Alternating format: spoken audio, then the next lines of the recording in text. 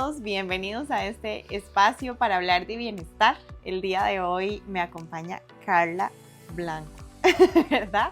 Sí. Terapeuta de lenguaje y docente, compañera también de nosotros en la Clínica de Autonomía. Imagínense en el montón que somos, hemos pasado muchísimas por acá. Un gusto tenerla por aquí hoy. Igualmente un gusto para mí compartir. El día de hoy, Carlita, vamos a contarles un caso muy particular que a mí me encanta y que ya la mamita sabe que ahorita la vamos a tener por aquí también a ella. De verdad, qué Sí. bueno, buenísimo. Vamos a hablar de las apraxias, ¿verdad? Porque ya vamos como entrando un poquito más en detalle. Todos los episodios de aquí para atrás han sido mucho como generalidades, qué hace cada una de las terapias, cómo trabajamos en conjunto, pero ahorita queremos ir como entrando un poquito más en temas más específicos, ¿verdad? Y que inclusive también muchas de las cosas que nos piden a veces y nos dicen, no sé, o yo quisiera saber más de este tema en específico. Uh-huh. Entonces, vamos a contarle primero a las personas para que usted nos cuente un poquito sobre las apraxias. ¿Qué es una apraxia? Bueno, una apraxia es una cosa y una dispraxia del habla es un poquito diferente. La apraxia pues definitivamente es una ausencia del habla y tiene una etiología meramente motora, ¿verdad? Uh-huh. Neuromotora. La dispraxia viene a ser como un desorden uh-huh. en cómo se adquirió la estructura, ¿verdad? Las secuencias de los sonidos del habla, precisamente por lo mismo, ¿verdad? Uh-huh. Entonces, ¿qué no es una dispraxia del habla? Una dispraxia del habla no es un trastorno fonético, aunque hay miles de errores fonéticos, uh-huh. ¿verdad? Y que cualquiera, a simple vista, hay un trastorno fonético aquí, que uh-huh. es propiamente de articulación. Uh-huh. No es un trastorno fonológico tampoco, porque aunque también hay muchísima, el área fonológica hay que trabajarla bastantísimo, uh-huh. pero no lo es tampoco, ¿verdad? Uh-huh.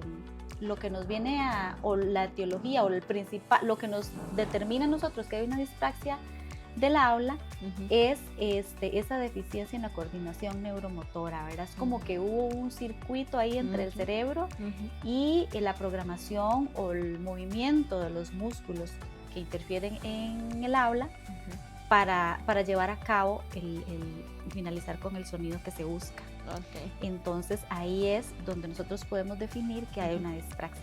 Okay. Uh-huh. La palabra correcta es dispraxia. Dispraxia del habla, sí. Bueno, en el caso, la apraxia del habla también existe, por supuesto, uh-huh. ¿verdad? Pero en este caso sí vamos a hablar de la dispraxia del habla. Okay. Uh-huh. Las apraxias pueden ser cualquier dificultad en que no existe el habla como tal, ¿o no? No, porque digamos, el habla, puede ser que el habla no esté presente por una cuestión meramente neurológica. O por una condición. Ajá, uh-huh, una condición uh-huh. X, ¿verdad? Hay muchísimas uh-huh. por las cuales una persona o un niño o una persona no habla, uh-huh. incluso adquiridas, uh-huh. ¿verdad?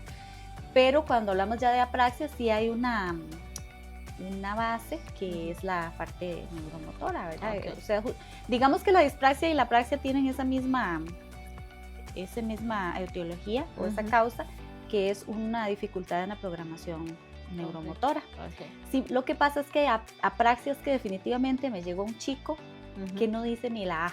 Okay. ¿Verdad? Entonces es como empezar de cero. Uh-huh. Las dispraxias sí, ya los chiquillos vienen hablando, uh-huh. pero a su modo. Uh-huh. Y aquello que usted dijo, ¿qué fue lo que dijo? Entonces sí. Ahí ya empezamos como en otro nivel, digamos. Esas pueden ser una de las características que podemos empezar a notar, ¿verdad? Que es como que no hay una comprensión del lenguaje, pero como no porque es que no le entendí la R o es que no le entendí la S, ¿verdad? Sino uh-huh. es que de verdad casi que no se entiende nada, sí. ¿verdad? De lo que dicen. Uh-huh. No se entiende. He notado, digamos, con la experiencia que muchos sonidos o los prefieren, por así decirlo, por facilidad, son sonidos muy como anteriores, como uh-huh. lo decimos en terapia del lenguaje, que son todos los que pronunciamos más como con las estructuras más anteriores. Okay. ¿Qué te digo? Bilabiales, ma, o pa, ta, ¿verdad? Uh-huh. Entonces, todo es con la T y con la P, uh-huh. cosas así, ¿verdad? Uh-huh. Pero, bueno, aunado a esto, podemos ir descartando que sea algo fonético o fonológico, porque también vemos una alteración en el sistema del feedback auditivo en relación con el sistema articulatorio. ¿Verdad? Entonces ellos no se dan cuenta que ellos están cometiendo errores, ni los detectan, ni siquiera a la imitación, ¿verdad? Eso por un lado. Por otro lado, también está la dificultad en interpretar la información que se obtiene desde el sistema somatosensorial.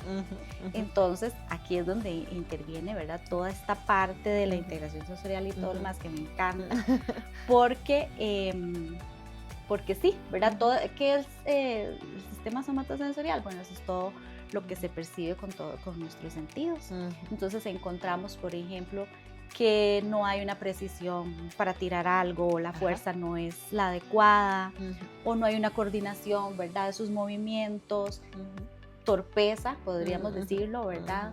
Planificación en general. Planificación en general. Y también, ¿verdad?, para complementar un poco esto, estamos hablando de las dispraxias y de las praxis del lenguaje, pero también están las praxis a nivel motor, ¿verdad? Y entonces cuando nosotros hablamos de esta parte sensorial del sistema propioceptivo y del sistema vestibular, ¿verdad? Y cómo nosotros organizamos nuestro cerebro y de las cosas que vamos a hacer, entonces nos damos cuenta que, como decía usted ahorita, hay otras alteraciones también, no es solo una praxis del lenguaje, entonces es como un completo perfil, ¿verdad?, de una dificultad motora en general, que afecta incluso el habla, pero tal vez siento el habla como lo que más genera conflicto porque es donde no le entiendo. Claro, si es torpe, pues bueno, es torpe, ¿verdad? Si se cae mucho, ya es que no ve, ¿verdad?